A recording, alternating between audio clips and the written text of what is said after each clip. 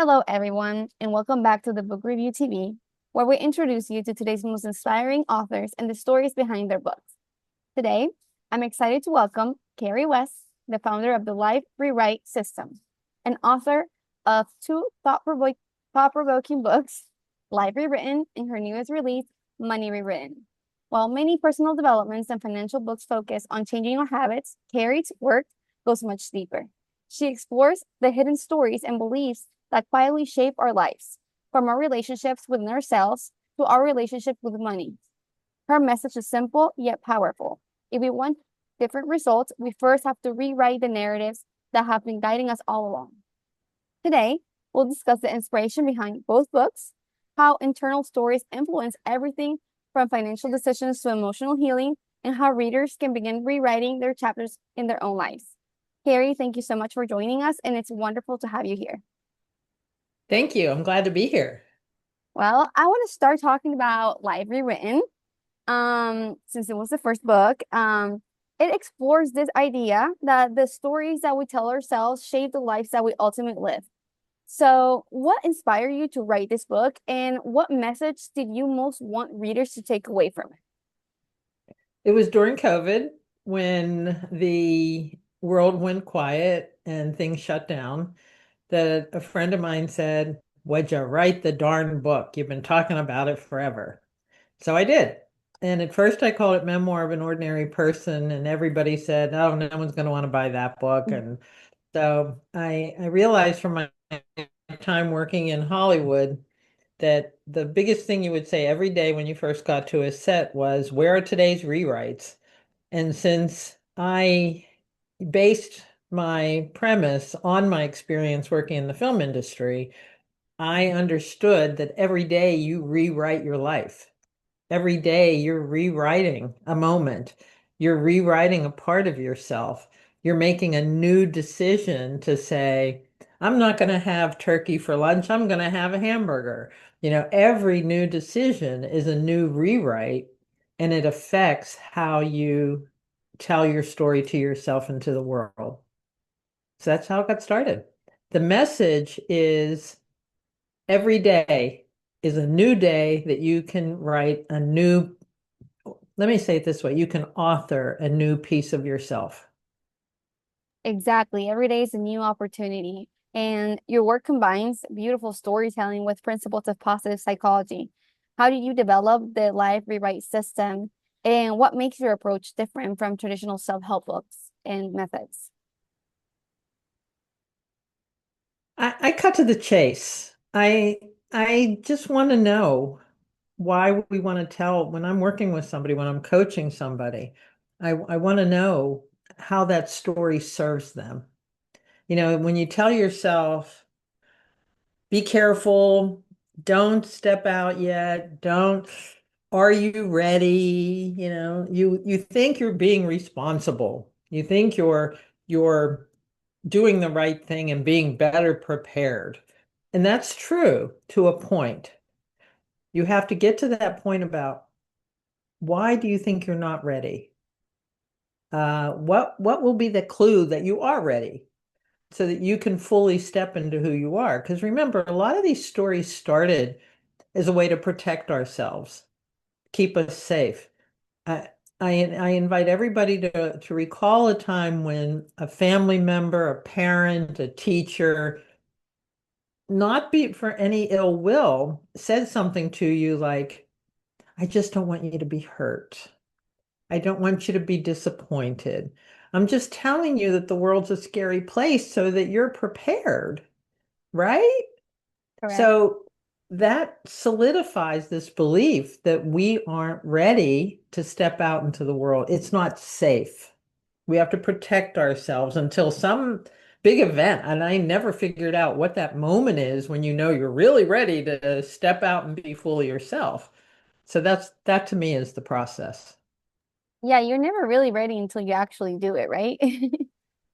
Yes, you know how many times people have kids and they're not ready for it? I mean, if we Yeah. waited until we were ready, we were all ready to have kids, the You're population would not be what it is yeah, you're today. never ready, but it's always the perfect time. Like when it comes, it's just they come at a perfect time. But like you said, you're never fully ready because you always say, I'm gonna wait for this. And it's the same thing with like any goal that you put for yourself if you have a business or, So it's just a matter of doing it. And I always tell people like it's about putting one foot in front of the other and that's it. That's Um, it. You're absolutely right. you explained that while you can change your past, you can change your our relationship with it. Why is this distinction so powerful, and how can you transform someone's life with this message? We spend so much time and energy blaming. And it's not just blaming a parent or blaming a teacher or blaming the fact that you didn't win the award or you didn't get picked for the team in grade school or, you know, we use those as anchors to a past that keeps us there. And the truth is, okay, you didn't get selected for the team when you were in first grade. Okay. And you're not in first grade anymore. It Correct. was a sad moment. It was a tough moment. Can you understand what was going on then and not have to keep reliving it now? Because that's what happens when you get anchored in these moments because of blame or it's if my parents didn't want me to go to that school. If I could have gone to that school, I would have had this, that, or the other. Really? You know, look at that. Understand that you're holding on to that story because it's keeping you safe. It's become a part of how you see yourself. It's become a part of your identity. And if you want to shift your identity, you got to let go of that story. Forgive your parents. Your parents, you're a parent, Jamie. You weren't given some kind of a book about how to be the most perfect, wonderful human parent ever on the planet so that your kids would turn out perfectly. Parents make mistakes. We're humans. Correct. Correct. And like you say, like my parents made mistakes. I'm trying to do my best and Yeah, I'm probably still making mistakes. I'm actually not probably. I am making mistakes. of And it's course. just a part of of the circle of life. Yeah, So yeah, I completely understand that. yeah. So it's time to forgive that and say, who are you today in this present moment? Yes, correct. Instead of bringing that past with you. Start laughing about it. I mean, Yeah, just learning from it. Um, yeah. what are some of the most common life narratives that you've seen people struggle with, and how how do you think they can start recognizing these patterns in themselves so they're able to change it, to make changes? Yeah, notice feelings. That's a really good question, by the way. The way you start noticing these patterns is how does your body respond? Did you ever get invited? And we've all had these moments, good, bad, or indifferent, where somebody will say, I'm going to give you this opportunity to meet your hero, and that can help you get your book out there, get this job, whatever that hero is. The hero can be an executive at a company that you've been admiring. Do you ever, the feeling you have in your body when that happens, Cold chills when down your you, spine. yeah, when you clench in and it's like, okay, you get scared. A little bit of butterflies is normal. You're stepping outside of your comfort zone.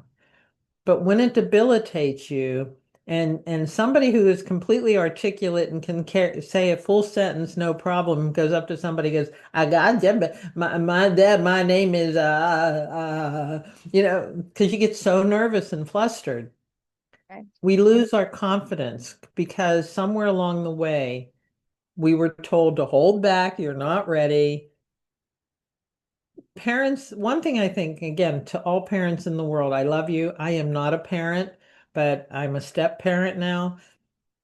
It is hard to balance between keeping your kids safe and giving them the freedom to fly, knowing that you trust them. Our natural instinct, and I do it with my dog. It's not a good analogy, but it is what it is. You want to protect them. You want to keep them close so they don't get hurt. there is nothing more painful, I would imagine, to have than having your kid come home crying because of something that happened and they're hurt. And so you want to protect them. But there's a fine line between protecting them and shutting them down And preparing them too. and preparing them. Yes. Yeah. When you show your kid that you trust them, that you know, look, life happens, there's mistakes. You're going to make mistakes. I trust that you'll learn from it and you'll grow. That builds confidence. And that's where a lot of people and adults get tripped up because they still don't have that confidence because they remember a time when their mom and dad protected them and kept them safe, which was beautiful and great.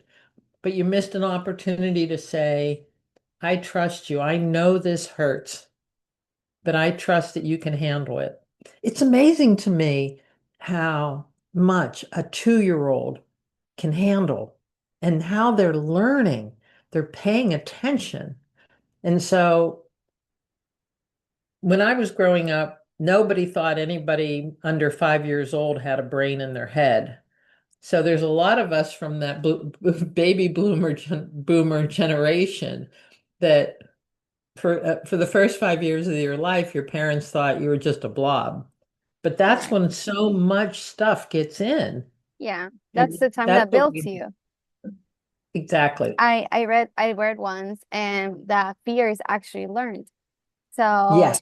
and like you said, a 2-year-old, it's a sponge. They're seeing, they're learning, they're taking everything in. And this is something I feel like it's a movement nowadays, like mothers are talking a lot about that and about not creating trauma with their children. And I always remind myself, fear is learned. Like I'm afraid of heights. My daughters don't need to be afraid of heights because there's nothing to be afraid of. So Yep. I always tell myself that I love that message and I think it's amazing. I actually want to now move a little bit to talk about your newest book, Money Rewritten, and let's shift the conversation a little bit to the financial stories. What inspired you to write this follow-up and how did this build up upon the foundation for Life Rewritten? Life rewritten is the overall message we get about life. Now, money rewritten, I picked money rewritten first because money affects everything. And there are I mean, everybody has a money story. Everybody has a relationship with money. And because money affects everything, it affects your health, it affects your relationship, it affects your careers, it affects your life. Everything, it's unfortunate that we have given money such control of our narratives. So much If power. yeah, if you're not making enough money. Especially, men are given that message that you must make a certain amount of money to take care of your family. And Yeah. then women are given the message of, and it's shifting a lot more than when I was growing up. When I was growing up, it was you don't have to worry about money. You're going to get married and your husband will handle the money. Mhm. So what if I don't get married? How am I going to know about money? Oh, you'll get married. That's what you're Yeah. going to do. So, but men were given this weight of you have to make money, you have to get that promotion, you have to provide. And women were told you don't need to worry about money. Now that's shifting. There's a lot of women now who are really taking charge of their financial freedom, but And that's still fraught with old messages of, am I crossing a line? Am I being less feminine? I had a client who exactly. thought, well, it's not. Hey, I had a client in Europe who said to me, we don't talk about money in my country. Yeah, and it's a huge thing with marriages. When I first got married, like I had to sit down and talk with my mother, and she was like, "How are you going to handle your financial?" And I was like, "Well, I never really thought about it." And yeah, like you're saying, a lot of women now are like, "I have to work. Like I'm not going to work just because I need to, but because I want to. I want to be part of the growth in my family." And be a breadwinner too.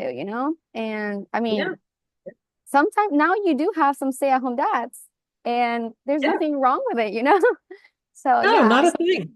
I But I completely still agree. have I have a client who's probably closer to your age, Hmm. whose husband refuses to put her name on the deed to their house.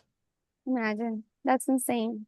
The fact of the matter is money is the overarching story that affects everything.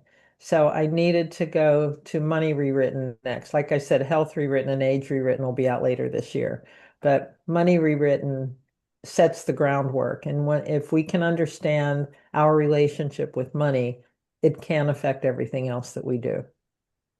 Well, that was my one of my future questions about your future works. So tell me a little bit about what's coming in the next few months for you and for the life rewritten. Yes, the rewritten collection Mhm. will include business rewritten, which is coming out very soon, and then health rewritten and age rewritten. As I was writing health rewritten, I realized that age rewritten had to be told at the same time because there's such an overlap with health and age. We think that as we age, our health declines. So they're intricately tied together. So I wanted to get those both out at the same time. So I'm going to have you guys really busy in a couple months. I hope you don't mind. No, we love that. And Yeah. the series is amazing and just the messages that you're putting out there are to me are like just fundamental. Like you have to know this before you go out into the world. And it's like each one of the messages is just going back to the core. You're not giving guidelines to like follow this step, follow this step. You're teaching people how to go back to themselves and truly explore what they have, their knowledge, and how has shaped them and how that is affecting the rest of their lives. Um, One of the central ideas of Money Rewritten is that our financial decisions are driven by the deeply rooted beliefs rather than logic alone. Um, just how can you explain those hidden money narratives, how they develop and how they impact in our everyday choices? I'm sure this is going to also show up in every other rewritten book because it's about our beliefs and how it affects everything, health, age, money, life, everything, business. Yeah, it does. Well, we don't, we sometimes react quickly. When you get that letter from the IRS, and I know you don't live in this country, but in this country, when you get that letter from the IRS, you clench, you respond, you want to fight, it brings up stuff. The key is to take a breath. I have a great relationship with the IRS. They don't bug me at all. And when I get a letter from them, I figure like it's a love letter. But my husband, when he sees something from the IRS, oh, this can't be good. Why? When Right. did when did we give so much power away to these government agencies? This can't. Did you ever say that? Have you ever heard anybody get a letter and before Yeah. even opening it, this can't be good? Yeah, because you have the idea that they're coming after your money. I do have somebody that tells me that, and I'm also like, if you have a lot of taxes to pay, it's because you've made a lot of money as well, you know? So I say the same yeah. thing. And it's Yes. like be grateful that there was like that you have the opportunity to do that. And Yeah. it does I can see why it frustrates people, right? But it's also something that's it's reciprocal. I always think of it like that money, and I'm sure you've heard this before as well. Money's energy, you know, if you don't let it go, it's not gonna come back. Let's in the same vein, if you're friends with somebody, are you going to like that friend if they call you all the time worrying? Are you my friend? Are you my friend? Are you my friend? Are you going to come visit? Are you going to come visit? Are you going to come visit? You're going to be like, hold off. That's what we do with money. Correct. When are we going to get more money? When are we going to get more money? When are we going to get more money? Take a breath, relax. It's just energy. You can have as much as you want. Oh, yeah, that's what people say. And I'll tell you, I work with a lot of wealthy people. They have money issues too. Yeah, I mean, you have money issues whenever you don't have enough money, and you have money issues whenever you have too much money. So, That's right. it always goes like this, and it's just you gotta keep it in the middle and find happiness, you know, and stability with it. So, Well, I love your work. I'm a huge fan of your work, and I want to thank you so much for your time with us today. Your insights always remind us that the lasting change doesn't begin with simply just changing our actions. It begins by understanding the stories that have shaped those actions in the first place. Yes. Whether our relationship with money or the way we see ourselves, your work encourages readers to become authors of their own future instead of remaining bound by narratives of their past. And I also want to send a message to everybody that's watching. If today's conversation resonated with you, be sure to check out Money Rewritten and Life Rewritten by Carrie West on Amazon and Barnes& and Noble. I'll leave the books linked down below. And if you enjoyed this interview, don't forget to like this video, subscribe to the Book Review TV, and click the notification bell so you never miss another conversation with today's leading authors. Thank you so much for watching, and we'll see you next time. Thank you so much, Carrie. Thank you.